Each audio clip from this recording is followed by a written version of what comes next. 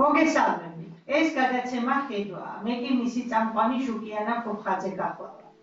დღევანდელი ჩემი გადაცემის სტუმარია ნიჭიერი ახალგაზრდა თამას თევზაძე. მოგესალმებით თამას. მოგესალმებით. დიდი მადლობა პატიჟობისათვის. დიდი პატივია თქვენთან ჩემი სტუმრობა. ჩვენთვის არის დიდი პატივი თქვენ რომ დავთანხმდით და გვეწვიეთ. მოგვიყევით თქვენ შესახებ, ვინ არის თამას თევზაძე? მე გახლავართ 23 წლის სამტრედიელი, ჯერჯერობით გახლავართ მედიცინის ფაკულტეტის სტუდენტი. მეხუთე კურსის. ძალიან სასიამოვნოა.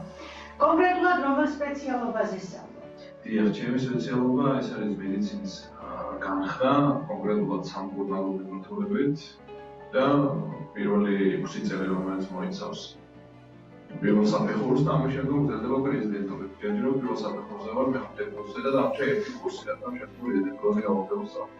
ვსწავლობ კავკასიის საერთაშორისო უნივერსიტეტში. ძალიან სასიამოვნოა. მაინტერესებს რა ფაქტორმა იმოქმედა და როგორ აარჩიეთ სპეციალობა? ხო, მან სასწავლებელი როგორ აარჩიეთ? ამაზე პასუხის გაცემა ასე თუ ისე მაინც მარტივია, იმიტომ რომ რაც ჩემი ცნობიერება მახსოვს, ბავშვობიდან მოყოლებული, ეს მქონდა გააზრებული თუ არა, მინდოდა ეკიუბრა. გარკვეული ფაქტორები მოქმედებდა ამ ყველაფერზე. აი, ერთ-ერთი ფაქტორი შემიძლია თქვა ბავშვობაში გავუსწენა, რომ ერთ-ერთი ჩემი ოჯახის წევრი ხშირად ავად იყო და იქივე მოდიოდა ჩვენთან და აი ჩემი ოჯახის წევრებისთვის დამოკიდებულება და მსგავსი ასე და ყველაფერს როგორ ბავშვისთვის მარტივად იხიბლება ასე თქვა და აი რაღაცნაირად მომიდა რომ იმ კაცის ადგილას ერთ-ერთ კომპიუტერი. ერთ-ერთი ფაქტორი იყო ეს. თუმცა როცა ცხოვრობდი გავიაზრე უკვე თანდათანობით საგნების სიყვარულს მაგალითად სკოლაში განსაკუთრებული სიყვარული მქონდა ქიმიის მიმართ და რაღაცნაირად გამოდიოდა კიდეც თითქოს უფრო მეტად ვიდრე სხვა საგნები. ეს იყო ერთ-ერთი ინიციატივა. რაც შეეხება უნივერსიტეტს, ჩემი ერთ-ერთი მეგობარი სწავლობდა უნივერსიტეტში, კავკასიის საერთაშორისო უნივერსიტეტში, სიმაშრობითად საერთოდ არ მქონდა აქამდე არც ვიცოდი მის შესახებ არსებობდა ეს უნივერსიტეტი, მინდოდა თბილისის სახელმწიფო სამედიცინო უნივერსიტეტში ჩავარება, თუმცა მირჩია რომ ჩამოვარებინა თაკირაძე უნივერსიტეტია და რომ ვიხოთ შემოხლე ჯერჯერობით საკმაოდ მამოკლიდია უნივერსიტეტში. ჩავარებდა ამ ყველაფერს, ზოგადად რომ ჩავარე სამედიცინო ფაკულტეტზე. ძალიან სასიამოვნოა. აბა პროფესიულ კითხვას დაგისვამთ, როდის იგრძელით პირველად რომ პასუხისმგებლობა გაქვთ ადამიანების სიცოცხლეზე? ხო, მე მგონია რომ ყველა იმ ადამიანისათვის პასუხი არის ერთი, ვინც ამ სფეროში მოვაწეოს, ეს არის პირველი კონტაქტი პაციენტთან, ნებისმიერი რა, ნებისმიერი ტიპის პაციენტთან, ნებისმიერი დაავადებასთან არ აქვს მნიშვნელობას მის პათოს მდგომარეობას, ეს არის პირველი კონტაქტი, როცა გრძნობ რომ შენ გაქვს შენაირ ცოცხალ არსებასთან ასე ვთქვათ, ურთიერთობა, რომელიც შენზე არის მიმდობილი. მე ჯერჯერობით როგორც ექიმს ეს არ მიგვიწევია, რომ არა კვალიფიცირებული ექიმი, თუმცა როგორც ერთად მუშაობ დასაქმებულ კლინიკაში და ჩვენც ერთ-ერთი ასე ვთქვათ, პირველი როლი ვარ პაციენტებთან ურთიერთობაში და შუამავლები ვართ პაციენტთა და ექიმის შორის და ეს პასუხისმგებლობა მიუძვნია აქამდე და ეს იყო პირველი კონტაქტი მახსოვს, ეს იყო ქუთაისში ერთ-ერთ კლინიკაში, სადაც თავიდან კოვიდის დროს მონეგეობდი და კოვიდ დაავადებული ინფიცირებული პაციენტი იყო ეს პირველი ადამიანი, ვინმე თუ რა სპეციალობასთან ჰქონდა საქმე. რა უფრო ცუდად ხდის ადამიანს დაავადება თუ დაავადების გაგების შემდეგ ემოციური და ფსიქოლოგიური მდგომარეობა? ძალიან კარგი კითხვა, ძალიან მნიშვნელოვანი და მაინც აღნიშნავ იმას, რომ ჯერჯერობით მე რა თქმა უნდა ძალიან ბევრი მაქვს ასწავლი.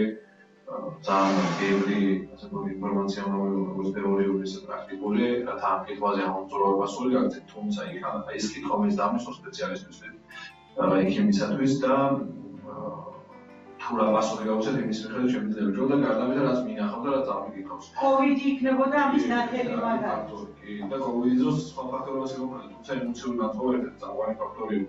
აი ერთი რაც შემიძლია გითხრა დაავადებას, ნებისმიერ ტიპის დაავადებას ახასიათებს საკუთარი თავისი გართულებები. ნებისმიერ ტიპის რა როლის, რა ორგანოთა სისტემის დავაზიანება რა უნდა იყოს, ყველას ახასიათებს თავისი გართულება. მაგრამ ეს გართულება შეიძლება დინამიკაში მიმდინარეობის დადებითად ან უარყოფითად. ამ დინამიკაში მიმდინარეობას ჩვენი ემოციური მდგომარეობა ან ართულებს ან უარყოფითად ასე ვთქვათ, არ ვითარებს, ან ჩვენი დადებითი ემოციური განწყობა ვითარებს მას დადებითად.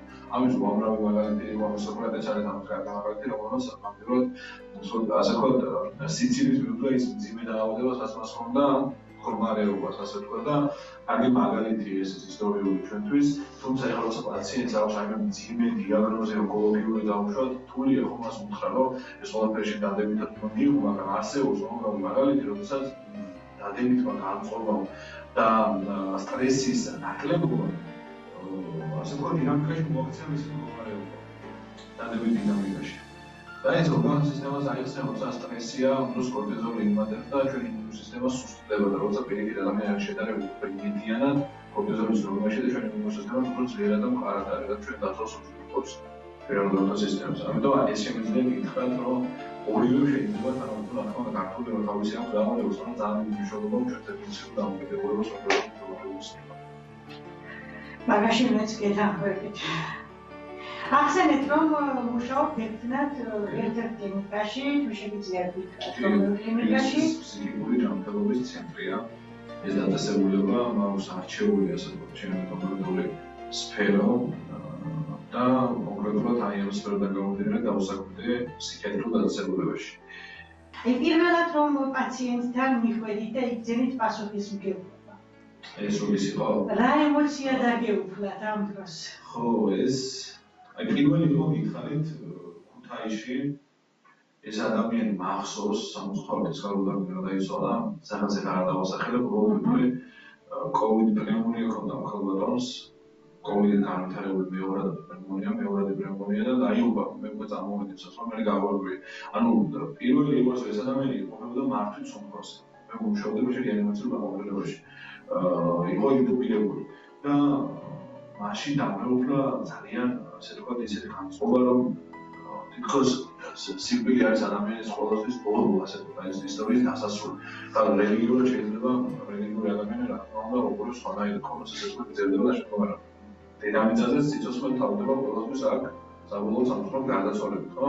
და ეს გარდაცვალება შეიძლება იყოს როგორი ხო, აი ადამიანი რომელიც ესეთ ინტუბირებულია, ესეთ მდგომარეობაში და ცოტა არ იყოს ემპათია დამეუფლა რა თქმა უნდა და აი რაცა საზღვარგარეთილებას ცოტა ადამიანს შეხვედი ესეთ მდგომარეობაში.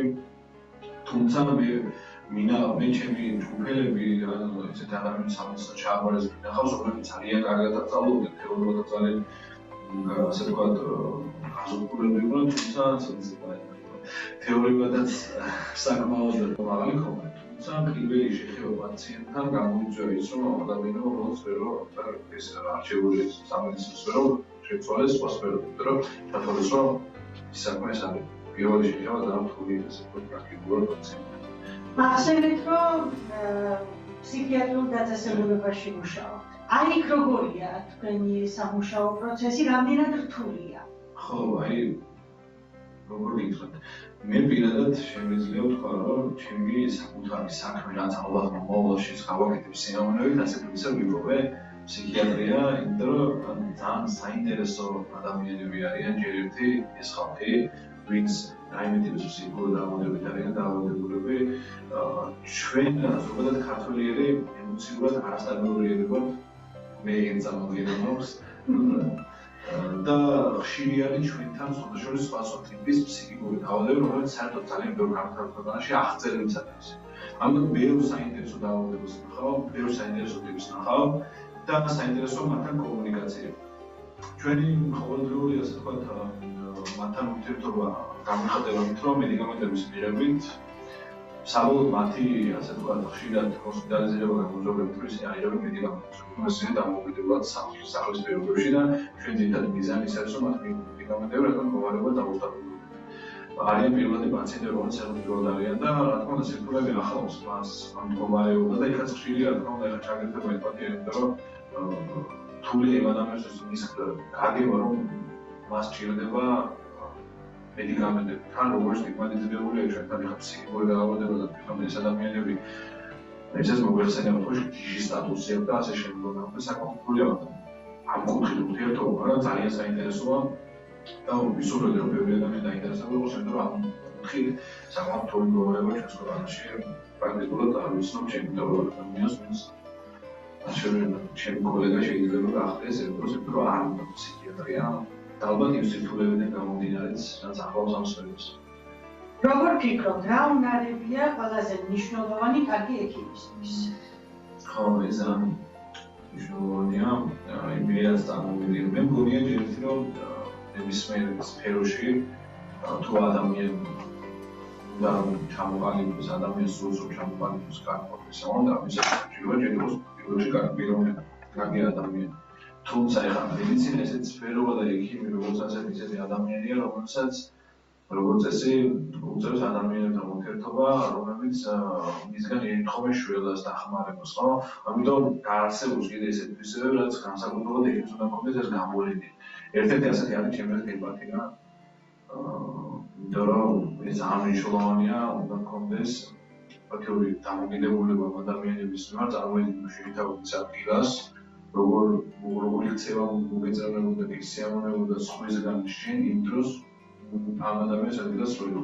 გარდა ამისა, კიდევ ეთიკა თვითონ ეთიკური ნორმები არსებობს, რაც გულისხმობს არა იურიდიულ კანონებს, არამედ ჩვენ მორალურ კანონებს, რაც ჩვენ შინაგან საყოველთაოდ შევაჩინე, რასაც ვადაშორის გავდირო სავალდებულო საგანია ბიოეთიკა და კონფიდენციალურობის კანონი და უამრავი ისეთი მორალური კანონი, რაც უკვე იურიდიული კანონი და ბევრი. თუმცა არის ისეთი კანონები, რომლებიც არა მარტო არის შეიძლება კანონი, თუმცა შენი შინაგანი საყოველთაოდ მოსწორ უარყოფდეს და იმ საპირისპიროდ მოხსენებს რომ უარყოფდეს ასე ვთქვათ, ბიოეთიკაც, ეთიკა, როგორც ეთიკური დაცვა და ამჟამად. და კიდევ და იყოს კარგი მოსწრება. პირველი ადამიანის ხა ზოგადად სანამ გადავა მაგალითად კომპიუტერულ კვლევებზე ან ლაბორატორიულ კვლევებზე, მანამდე პირველი არის ანალიზის შექმნაში ადამიანის მოსმენა, ადამიანისგან მიღებული ინფორმაცია, რომელიც შეიძლება საერთოდ ეს ადამიანი სხვა თემაზე საუბრობდეს და აქედან გამომდინარე დასკვნა გამოვიდა, რომ მოსმენა უნდა შეგეძლოს შემიძლია კარგი და ყურადღებიანი, მიუხედავად იმისა, რომ შეიძლება ყურადღება გქონდეს.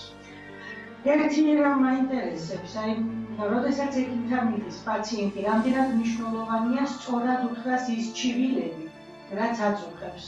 ვფიქრობ, რომ ხშირად არასწორი დასკვნის მიზეზი არის ჩივილების არასწორად. ნამდვილად დაუგაჩია. აი ჩვენთან მაგალითად ფსიქიატრთან პაციენტი მან თუ ყველაფერი სწორად უთხრეს, იგი არ არის. აი განაჩნია მისდამენის არამოქმედის ექიმი. თუმცა აი მაგალითად ყოველთვის ადამიანი მიდის ის თავის ტკივილის შესახებ ან წოხებს რომ დანიშნულოვანია ეს არ მოიხმარება და პროცესორ შეიძლება ექიმი შეცდომაში შეიყვანოს დანიშნულოვანია ეს ამგვარად პირველი როლი. საზღვარგარეთ წასვლას ხო არ გეგმავთ თქვენი პროფესიით და იქ მუშაობას? ცით არის აი გეგმის ნაწილი ეს ყველაფერი არ არის. რომ რაღაცთან დაგეგმვაც ამ ყოველფრის მე ვისურვებდი რომ ყველა ის ადამიანი ზოგადად აი რა იქნებოდა ჩემი სურვილიც წასულია საზღვარგარეთ ექიმები არა მარტო ექიმები ის კარგი თაობა ახალგაზრდები ძალიან ბევრი დღეს ეს პროგრამა რომ წასულიყვნენ სამწუხაროდ ჩვენ გვიყვიდან ეს რეალობაა და ჩვენ ყოველდღიურად ვხვდებით ხო ამ პრობლემას. და დაბრუნებული თავიანთ ქვეყანაში და აი ამ ქვეყანაში თავიანთ ის პროფესიონალიზმს გაშენ ჩვენ ქვეყნისთვის ასე ვთქვათ გამოიყენებინათ. ზადები მოხდება ჩვენს ქვეყანაზე. თუმცა თუ იქნებოდა ეს ვარიანტი და შანსი თუ იარსებობს მომავალში, ალბათ ვარს არ ვთქვამს. დიდი სურვილი მაქვს რომ ჩვენს ქვეყანას ვიზამბლო რაც შემიძლია. მოგვიყევით იმ კონფერენციებზე, რომლებშიც მონაწილეობა მივიღეთ. და რა მოგცათ ამ ყველაფერმა?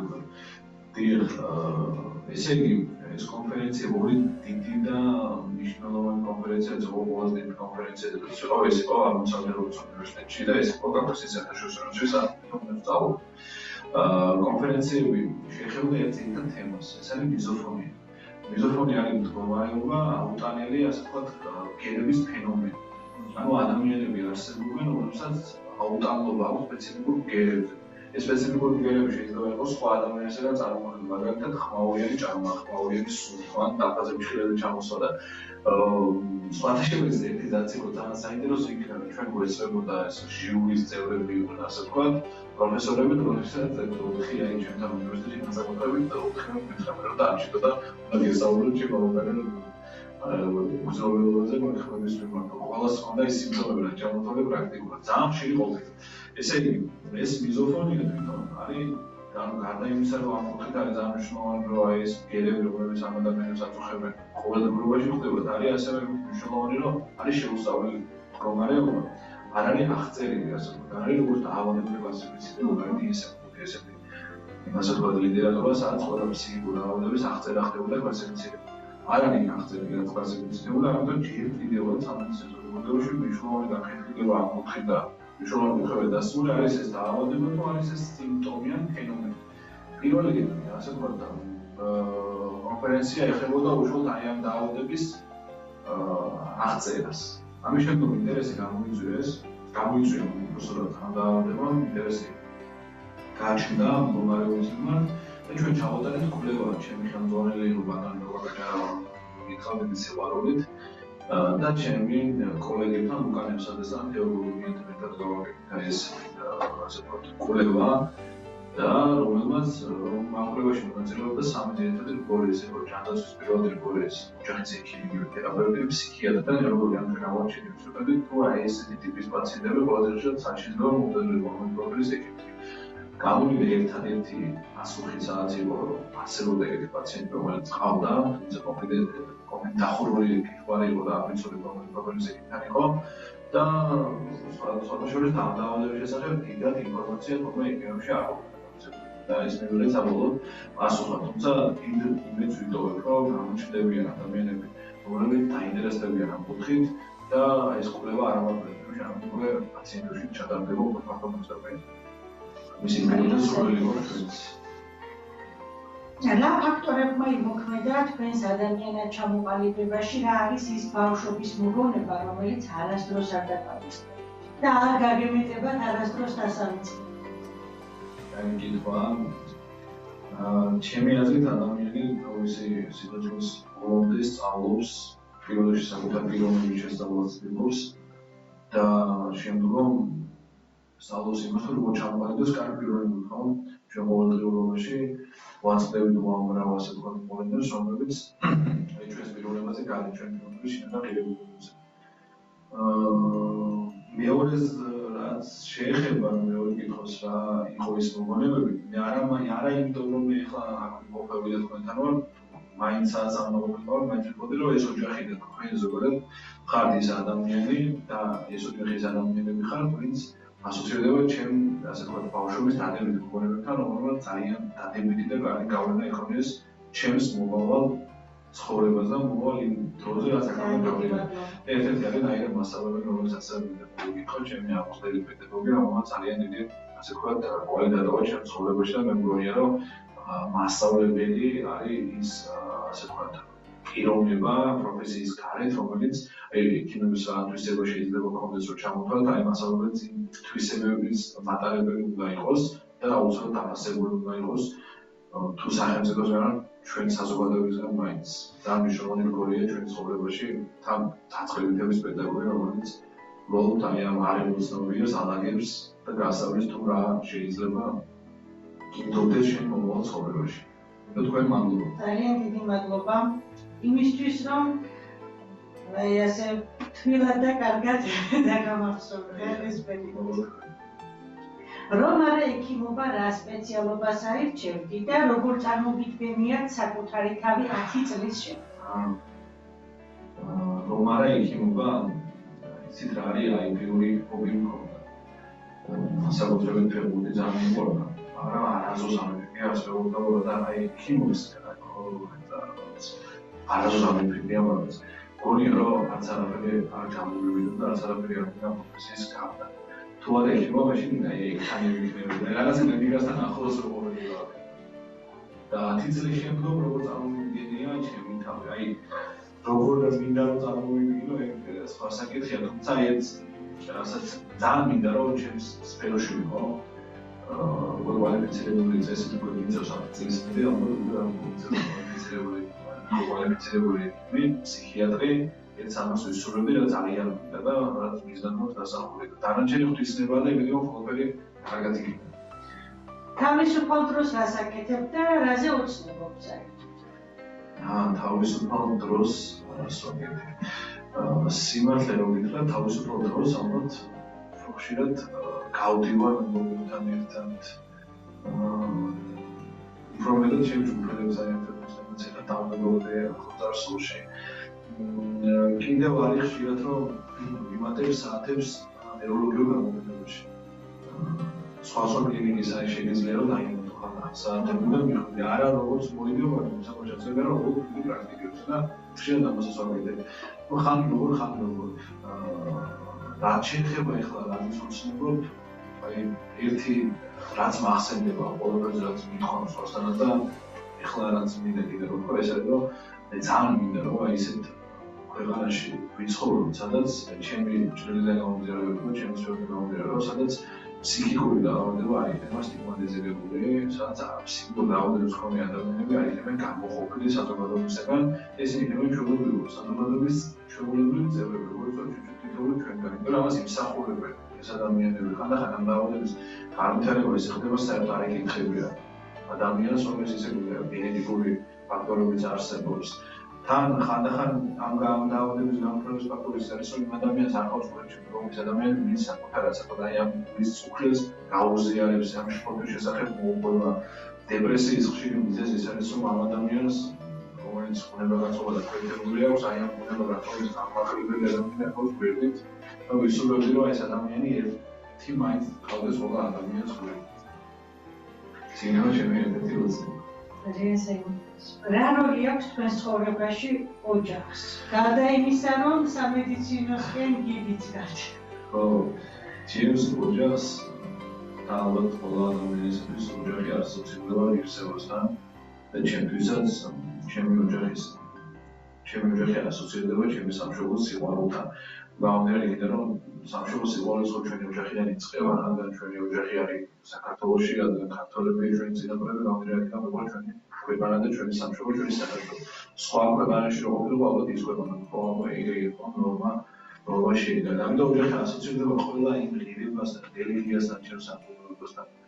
აი ყველა იმ ღირსებასთან, რაც ადამიანისათვის არის წარუმშლელი, ასე ვთქვათ და ვერანაირი ვერც დაავადება, ვერაფერი ამ ყველაფერს ვერ ეხება და ვერ შლის, ასე ვთქვათ და ეს არის ქვეცნობიაში, ასე ვთქვათ, ბოლომდე დალაგული რომელიც ყოველდღიურად ჩვენ ცნობიერში ვრინდება. რა რჩევას მიცემთ ახალგაზრდებს და იმ მოსწავლეებს, რომლებმაც აწი უნდა აირჩიონ პროფესია? ხო, ერთი ჩემი გამოცდილებიდან რასაც გეტყვით ის არის, რომ ნებისმიერი სფერო, ან ნებისმიერი პროფესია, არა მარტო უნივერსიტეტში აბარებას, ნებისმიერი მომავალში რასაც დამოკავშირებს ცხოვრებას, მის საქმიანობას, ეს საქმიანობა ასოცირდებოდეს მისთვის სიამოვნებასთან. ერთად მიიღებს სიამოვნებას, რაც უნდა მთელი გულით, სულით, მასა, როცა საკუთარ თავთან ჭირდება და წარმოუდგენია საკუთარ თავი, აი ამ უსურვებ, რომ აი ამ, ასე ვთქვათ, სფერო თინ აინტერესებულიყო და ეს სფერო შეეცვალა. როგორც თქვენი საუბრიდან გავიგეთ, თქვენთვის ძალიან მნიშვნელოვანია თქვენი ქვეყანა საქართველო. და საქართველოს რას უსურვებთ? და ქართულ ხალხს რას უსურვებთ, თქვენ ვთქვათ? საქართველოს უსურვებდი რაც ეხლა მგონია ერთ-ერთი ყველაზე პრობლემა გამრავლებას და ეს დემოგრაფიული პრობლემა რაღაცნაირად აღმოფხვრას და შეიძლება მეტი ქართველი ცხოვრობდი ჩვენს ქვეყანაში. გარდა ამისა, ქართულ ხალხს უსურვებდი ბევრ